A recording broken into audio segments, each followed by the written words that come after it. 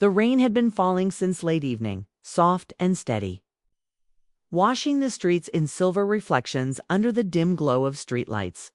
Inside the small, quiet house at the edge of town, Mary sat alone in the living room.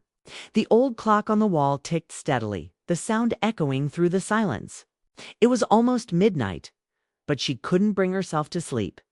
The day had been long, full of chores, a few phone calls, and thoughts that never seemed to rest. Her son, David, was home for a short visit after his first year away at college. The moment she saw him walk through the door earlier that week, her heart had filled with pride and sadness all at once.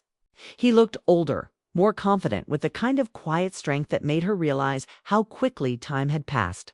The little boy who once ran through the kitchen asking for snacks was now a young man who spoke about projects, deadlines, and life beyond their small town. Mary picked up her cup of tea, now cold, and stared at the window where rain dripped down in thin lines.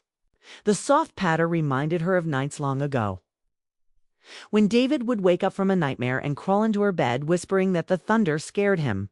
She would hold him close, tell him he was safe, and watch him drift back to sleep. Now the house was silent, too silent, and she missed the sound of his voice, his laughter, his presence filling every room. She sighed, setting the cup down, and leaned back in her chair. The lamp cast a warm glow, making the living room feel softer, gentler. She looked around at the photos on the wall, pictures of David through the years, smiling in his graduation gown, holding a baseball bat, or hugging her after a school play. Her eyes lingered on one where he was about 10, sitting on her lap, both of them laughing. She smiled faintly, her heart tightening. Then she heard footsteps, soft, careful, almost hesitant ones. She looked up and saw David standing by the doorway, his shadow stretching across the floor. He was wearing his old gray hoodie, his hair a little messy and his face thoughtful. "Mom," he said quietly, his voice breaking the silence. "You're still up?" Mary smiled, though a bit surprised. "I couldn't sleep. The rain makes me restless. What about you?" He shrugged, walking into the room. "Same here." He sat on the couch across from her, his hands tucked into the sleeves of his hoodie. For a moment, neither of them spoke. The sound of the rain filled the space between them. Mary studied him carefully. There was something about his expression, not sadness, but a kind of deep thought, like he was searching for the right words to say. "Is everything okay?" she asked softly. David nodded slowly, then shook his head. I wanted to talk to you, Mom, about some things I've been thinking." That caught her attention. He rarely started serious conversations anymore. She straightened a little, giving him her full focus. "All right," she said gently. "I'm listening." He took a slow breath. "Being away at school made me realize a lot.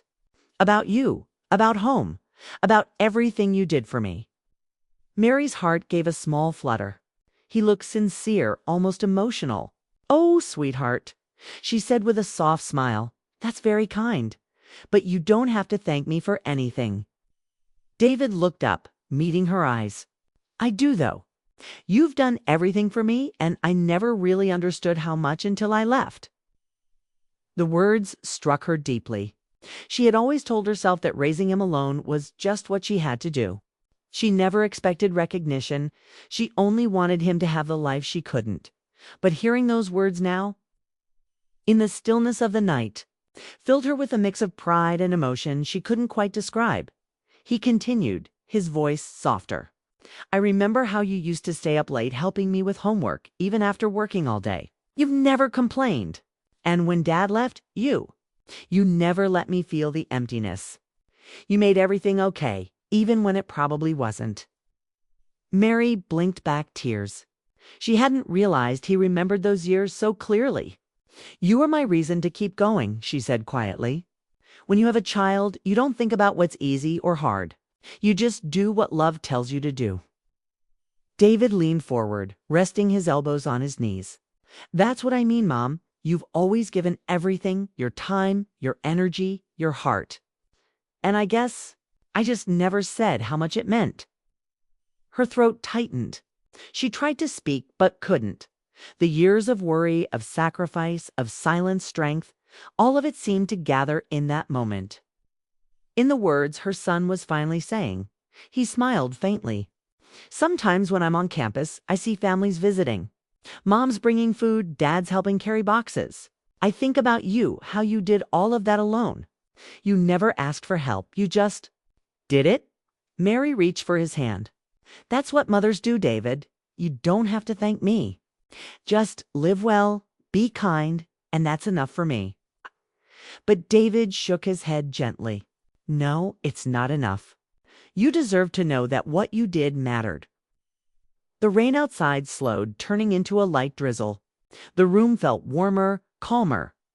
Mary squeezed his hand, her voice soft. Hearing you say that, that's more than I could ever ask for. They sat in silence for a while, their hands still joined.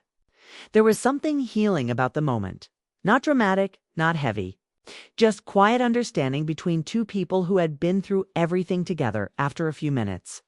David looked around the room, his eyes landing on the old family photos. You kept all of these, he said with a small smile. Of course, Mary said. They remind me how far we've come. He nodded thoughtfully. Yeah, we really did come a long way. Mary chuckled softly. You have no idea. He looked at her again, and there was a pause, the kind of pause filled with love, gratitude, and years of unspoken feelings. You know, Mom, he said finally, I used to think you were just strong because you had to be. But now I realize you were strong because you loved me that much. That was when Mary's tears finally fell. She didn't try to hide them. She reached up and brushed them away with a trembling hand. You have no idea how much that means to me, she whispered. David smiled, a small, genuine smile that reminded her of the little boy who used to hand her dandelions from the yard, thinking they were the most beautiful flowers in the world. He stood up, came around the couch, and hugged her tightly. She could feel the warmth of his heartbeat, steady and strong. I love you, Mom, he murmured. She held him close, her voice breaking slightly. I love you too, sweetheart. More than you'll ever know. When he finally pulled back, the heaviness that had lingered all night seemed to fade. The rain stopped completely. And the silence that followed wasn't empty anymore. It was peaceful. Mary leaned back on the couch as David turned to head upstairs. Just before he reached the stairs, he stopped and looked back. Thanks for staying up, he said softly. I'm really glad we talked. She smiled. So am I. When he disappeared up the stairs, Mary sat there for a long time, replaying every word. The house was quiet again, but it didn't feel lonely. It felt alive, filled with love that didn't need to be spoken anymore. For the first time in a long while, she felt completely at peace, knowing that her son had grown, understood and loved her not just as a mother, but as a person who had given him everything she had. And that night, as the clouds cleared and a thin moonlight slipped through the window, Mary whispered to herself, he finally sees me, was all she ever wanted. The next morning came softly, with sunlight breaking through the rain-washed windows. The air was fresh, cool, and smelled faintly of wet grass. Mary woke early, as she always did, but her heart felt lighter. The night's conversation with David lingered in her mind, wrapping her in a quiet peace. It had been years since they had talked like that, honestly, gently, without rushing or distractions. She made breakfast while the radio played softly in the background. Pancakes, eggs, and coffee, the same way David liked it when he was a boy. As she set the table, she smiled at the thought of him finally sleeping in after weeks of college stress. He needed rest, and she didn't mind waiting by the time he came downstairs. The house was filled with the smell of coffee and maple syrup. His hair was messy, and his hoodie hung loosely on him, but his eyes were bright. Morning, Mom, he said, smiling as he sat at the table. Good morning, sleepyhead, she teased gently. Hungry. He grinned. Always. They ate together, quietly, comfortable in the silence. Every few minutes, David would glance at her as if he wanted to say something, but then stop himself. Mary noticed, though she didn't mention it. She knew him too well, his hesitations, his fidgeting. The way his eyes avoided hers when something was on his mind. After breakfast, he started clearing the table, but David stopped her. Mom, can we go for a walk? Mary turned to him, surprised. Now. He nodded. Yeah, I want to talk. About last night. Her heart skipped slightly, Not from worry, but curiosity. Of course, she said softly. She grabbed her light coat and they stepped outside together. The street was quiet, with puddles glistening on the pavement. Birds sang in the trees and the sun peeked between passing clouds. They walked side by side, slowly, their steps falling in rhythm. For a while, neither spoke. Then David broke the silence. "Mom," he began carefully, "do you ever regret staying here?" The question caught her off guard. She glanced at him, unsure what he meant. "You mean, in this town?" He nodded. "Yeah, you've lived here your whole life. You raised me here. You worked so hard. Didn't you ever want to leave? To start over somewhere else?" Mary smiled faintly, though her heart ached a little. "There were times I thought about it," she admitted. "When things got hard, when I felt alone.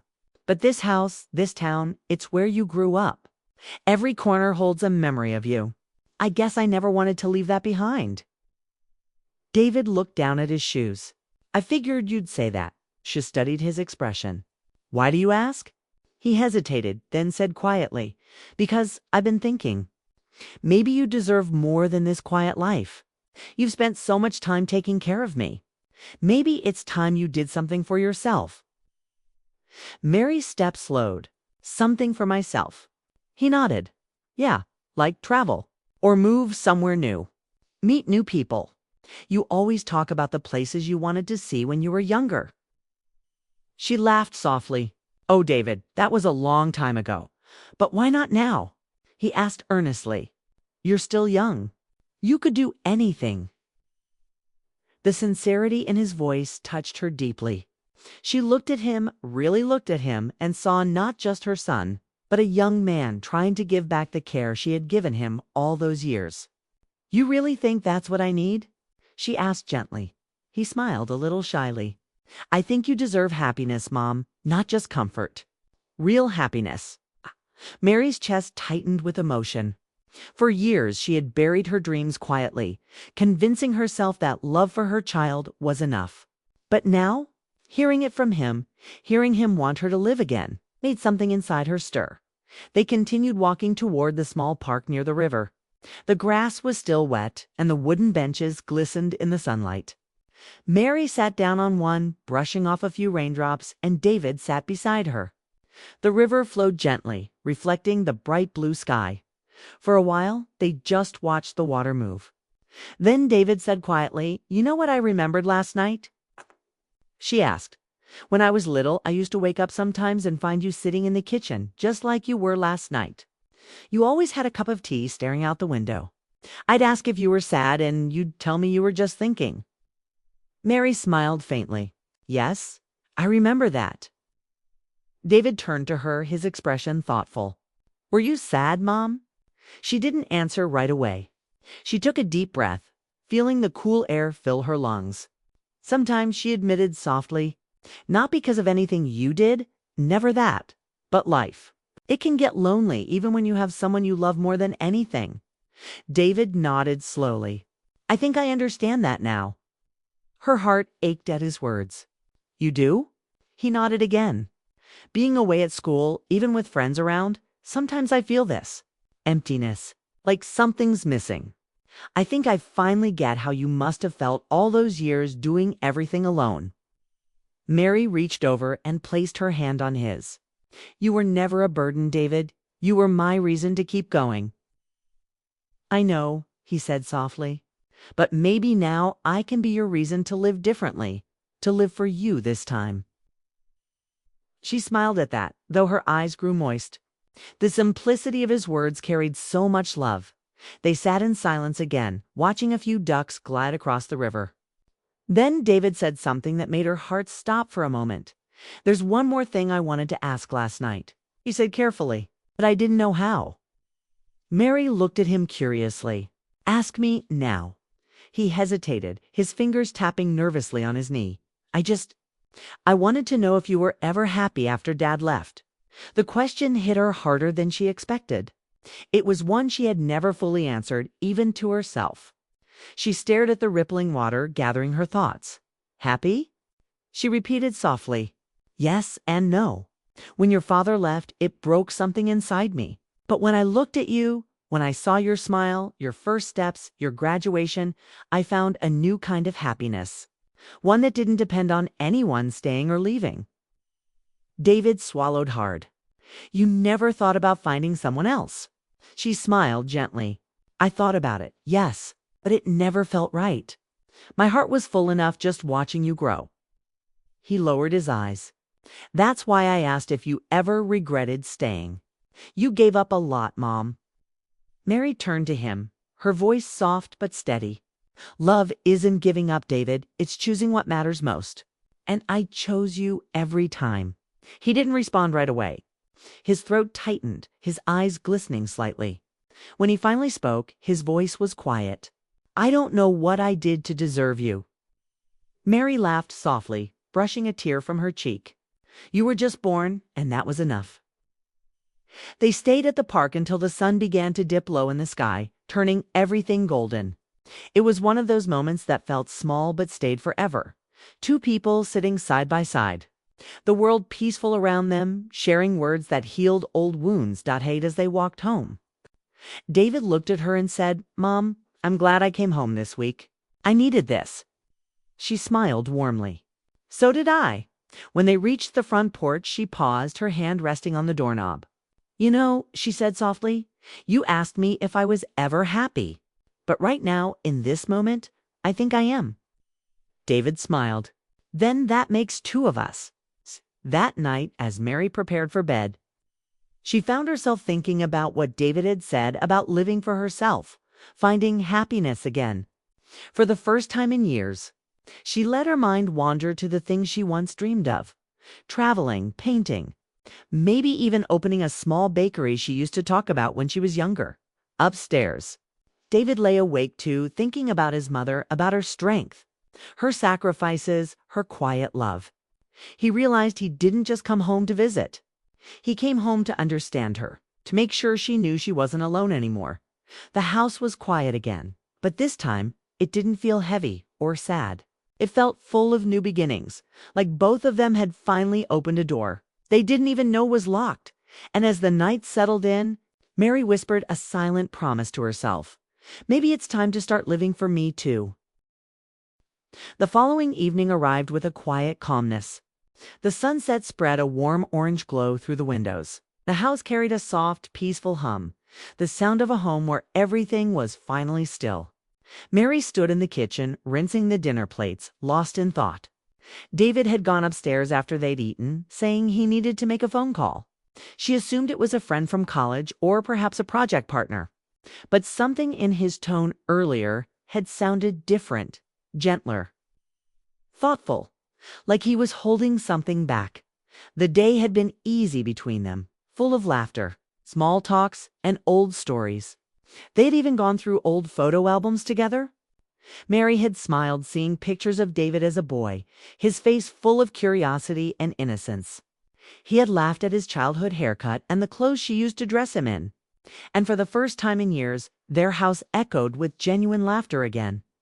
But beneath that lightness, Mary felt something quietly shifting, not in a dramatic way, but like the slow turning of a page that neither of them wanted to stop reading. Her son wasn't a boy anymore. He had grown into a man who saw her differently, not just as a parent, but as a person with her own life, her own feelings. And that realization, though beautiful, made her heart ache in ways she couldn't quite name. Later that night, the house grew silent once more. The rain had returned, tapping softly on the windows. Mary made herself a cup of tea, a familiar comfort. She turned off the living room lights and sat near the fireplace, watching the flames flicker in gold and amber hues. The warmth against her skin felt soothing. It was one of those rare nights when the world outside seemed far away. She didn't hear David's footsteps at first. But then, softly, she sensed him standing by the doorway. When she looked up, he was there, wearing his gray hoodie, his expression unreadable. "Couldn't sleep?" she asked, her voice gentle. He shook his head. "No, I just wanted to talk. If that's okay?" She smiled faintly. "It's always okay." He walked in slowly and sat across from her. The firelight danced across his face, highlighting the quiet seriousness in his eyes. For a while, neither spoke. The air between them was heavy but calm, as if they were both waiting for the right words to come. "Mom," David said finally, his voice low, "I've been thinking about what you said today. About happiness." Mary set her cup down carefully. "What about it?" He hesitated. "I realized something. All this time I've been trying to find what makes me happy. Friends, goals, plans. But I forgot that the person who taught me what love and kindness mean has never really had that same chance for herself." She frowned softly, uncertain where he was going. "David," he continued, his words trembling slightly, "I don't want to sound dramatic, but when I came home this week, I thought I was just visiting. I didn't expect to see how quiet your life has become. You've spent so many years taking care of everyone else, keeping this home alive, keeping me grounded. But who takes care of you?" Mary stared at him, her eyes glistening in the flickering light. She wasn't expecting that question. "I've always been fine," she said softly. He leaned forward. "No, Mom. You've survived, but that's not the same as being fine." Her throat tightened. The truth in his voice pierced through the quiet room. For so long she had kept her feelings buried under the rhythm of daily life, the chores, the bills, the small routines that filled the days. She never allowed herself to pause long enough to feel the emptiness that sometimes crept in at night. David's tone softened. "You deserve someone who listens to you, who asks how you are. Someone who doesn't just see you as a mother, but as a woman with dreams, hopes, maybe even fears." Mary looked down at her hands, her heart beating faster than she wanted to admit. There was nothing inappropriate in his words. They came from love, from care, yet they carried a raw honesty that touched a part of her she had long ignored. She smiled faintly. "You sound so grown up right now." He gave a shy smile. "I had a good teacher." The fire crackled softly between them. Mary could feel the weight of years lifting, replaced by a warmth that was both comforting and emotional. She thought about all the nights she had stayed awake worrying about him, all the sacrifices she made silently, and now, hearing her son speak with such depth, she realized it had all been worth it. "You know," she said after a moment, "when you were little, you used to say you'd take care of me when I got old. You even said you'd buy me a big house by the sea." David chuckled. "I remember that. I think I promised a boat too." "Ah, you did," she laughed softly, "though I never needed any of that. Just knowing you were happy was enough." He grew quiet again, his eyes thoughtful. "What if making you happy is what makes me happy now?" The words hung in the air like a soft echo. Mary looked at him, really looked, and saw the boy who had once held her hand crossing the street. The teenager who had once slammed his bedroom door in frustration. The young man who had left home chasing his dreams. And now, here he was, returning not just as her son, but as someone who understood her heart in ways no one else ever had. She felt her throat tighten again. Her voice barely a whisper. "David, you've already given me more happiness than you know." He smiled, but there was something deeper behind it, a tenderness that went beyond words. "Then let's make sure you don't lose it again." Outside, thunder rolled faintly in the distance, and the rain grew heavier, streaking down the windows. The world outside disappeared into a blur of sound and shadow, while inside, everything felt clear to souls sharing a quiet truth. They talked for hours that night about her dreams, his fears, the memories that shaped them both. David confessed that he sometimes worried about her being alone, and Mary admitted that she sometimes still dreamed of the life she never got to live. The honesty between them flowed easily, washing away years of unspoken feelings. At one point, David leaned back in his chair and said softly, "You know what I realized tonight? You're stronger than anyone I know. But even strong people deserve to rest." Mary smiled, her eyes wet. "Maybe I'll rest when you finally stop worrying about me." He laughed lightly. "That's never going to happen." As the clock neared midnight, the fire began to fade into glowing embers. Mary stood and placed a blanket over David's shoulders. "You should sleep, sweetheart," she said softly. "It's been a long day." He looked up at her, his eyes tired but warm. "Good night, Mom," she smiled, brushing a strand of hair from his forehead. "Good night, David." He hesitated for a second, then reached for her hand. "Thank you," he said quietly, "for everything." She squeezed his hand gently. "Always." When she went upstairs to her room, Mary stood for a moment by her window, looking out into the rain. Her reflection in the glass showed a woman who had carried years of love, loss, and quiet endurance, but tonight she saw something else too. Hope downstairs. David sat in the dim glow of the fireplace, watching the last flames flicker. He realized something profound, that love doesn't always mean grand gestures or perfect moments. Sometimes it's as simple as being there, seeing someone for who they truly are. That night changed something between them forever, not in a way that broke boundaries, but in a way that strengthened them. It reminded them both that love can evolve, that understanding can heal, and that family isn't built only on duty, it's built on connection. The next morning, sunlight poured into the kitchen again. Mary was already there, humming softly as she brewed coffee. When David walked in, she turned and smiled. "Morning," she greeted. "Morning," he replied, smiling back. There was no heaviness between them now, just calm warmth. Mary poured him a cup of coffee and said lightly, "I've been thinking. Maybe I will take a small trip this year, somewhere quiet by the ocean." David grinned. "You should. You deserve it." She tilted her head. "You'll visit. Always," he said with a grin. "I'll bring the boat." She laughed, a real, unguarded laugh that filled the kitchen with light. And in that moment, both of them knew life wouldn't be the same again. It wouldn't be louder or busier, but it would be fuller. Their bond, once built on care and responsibility, had deepened into something richer, mutual understanding, unspoken love, and peace. That night, when the house grew silent again, Mary didn't feel lonely. She felt grateful for the rain, the quiet, and the sun who had come to her not as a child, but as a mirror of her own heart. And as she drifted to sleep, she whispered a prayer of thanks for love that grows, even in silence.